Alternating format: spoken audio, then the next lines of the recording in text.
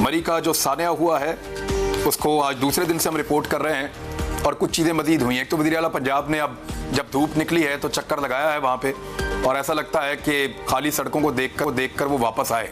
जब काम करने का वक्त था तब सारे सो रहे थे, वज़ीर आला पंजाब भी सो रहे थे, नेशनल डिजास्टर मैनेजमेंट का जो इदारा है वो भी सो रहा था।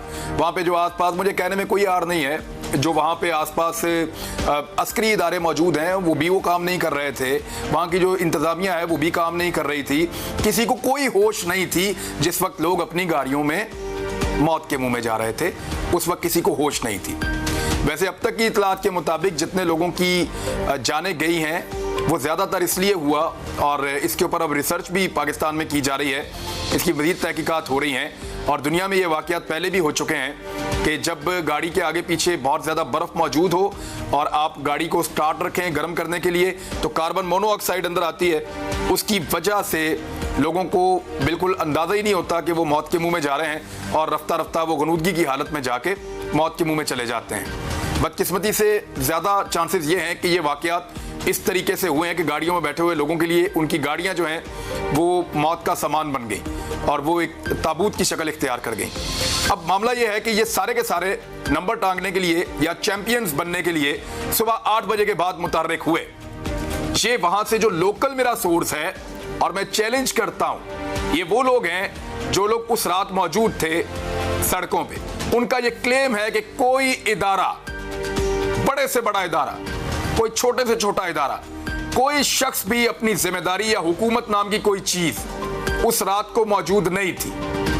वो सारी रात जब तूफान आ रहा था, ये सारे वीडियोस बाद में बना के अपलोड कर रहे हैं, ये सारे बाद में चीजें बता रहे हैं। और अगर गवर्नमेंट ने रोकना था लोगों को वहां जाने से तो गवर्नमेंट तो 10 दफा पहले भी रोक चुकी है, दोबारा भी रोक सकती थी।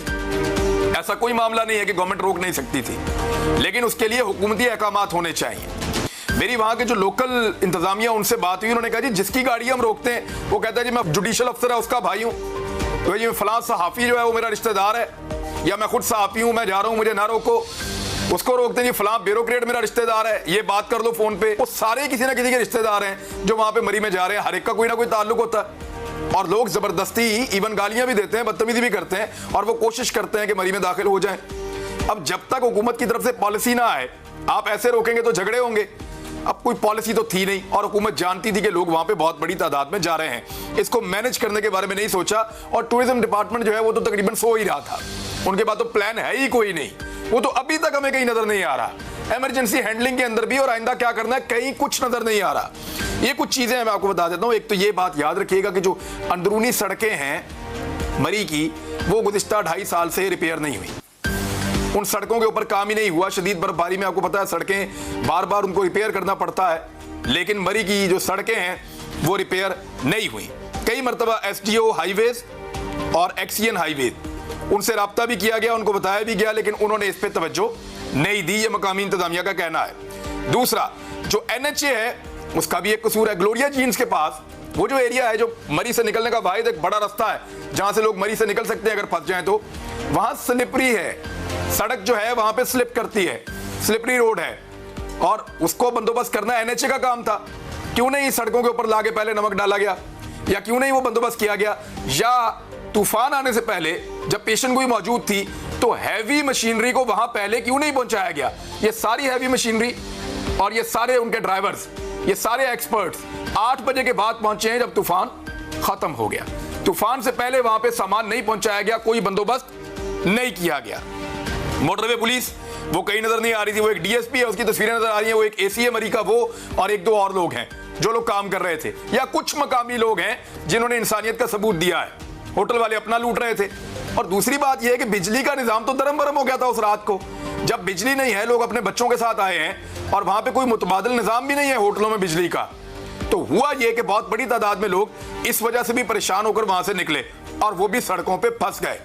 अब मुख्तलिफ लोगों के फंसने की मुख्तलिफ वजूहात हैं। कुछ को होटल मिल नहीं रहे थे, कुछ को रास्ता मिल नहीं रहा था और कुछ वहां से निकलना चाह रहे थे। तो इस तरह हालात खराब होते चले गए।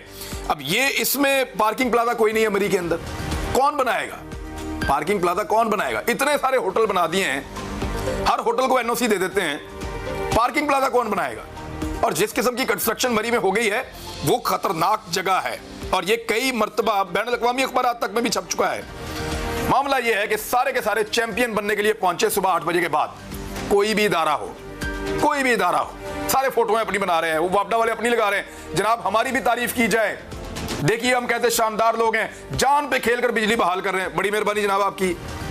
और जो है वो कुछ लोग हमारे जो है वो पाक फौज की तस्वीरें लगा रहे हैं कि जनाब इन्होंने अब बहुत शानदार काम कर दिया। कुछ लोग जो हैं वो तस्वीरें लगा रहे हैं पुलिस वालों की कि जनाब पुलिस को ना भूल जाए कोई, इनको भी याद रखें अपनी दुआओं में और इनको भी याद रखें कि ये कुर्बानी दे रहे हैं। कुछ लोग, हर बंदा नंबर टांगने पे लगा हुआ है। उस रात को मैनेज किया जा सकता था। कैसे? आपको पता था एक खतरनाक तूफान आने वाला है, एक तूफान आने वाला है, उसकी प्रेडिक्शन मौजूद है। उससे पहले आप तैयारी कर लेते उस तूफान की। लोगों को वहां जाने से आप मना कर सकते थे, आप जबरदस्ती उनको रोक लेते, सिर्फ उतने लोगों को जाने देते जितने लोगों को वहां पे ठहराया जा सकता है। हैवी मशीनरी को वहां पे पहुंचाते, सड़कों के ऊपर पहले से बंदोबस्त किया होता, प्रॉपर गाइडेंस होती तो ये जाने बच सकती थी।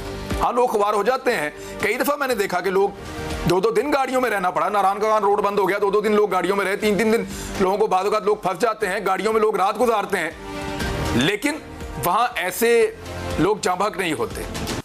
ये इसलिए हो गया कि इस सारे में स्नोफॉलिंग लगातार होती रही और एक तूफान आता रहा और उस तूफान ने गाड़ी से जो धुआं निकलने के रास्ते थे वो बंद कर दिए और कार्बन मोनोऑक्साइड जो है वो गाड़ियों के अंदर फैली। ज्यादा कभी इम्कान इस बात का जाहिर किया जा रहा है। अब हमारे पास बहुत सारे ऐसे शवाहिद मौजूद हैं जो इस तरफ इशारा दे रहे हैं, क्योंकि सर्दी से ठिठुरते हुए लोग गाड़ी से निकल सकते हैं, बाहर निकल के मदद मांग सकते हैं, भाग दौड़ कर सकते हैं,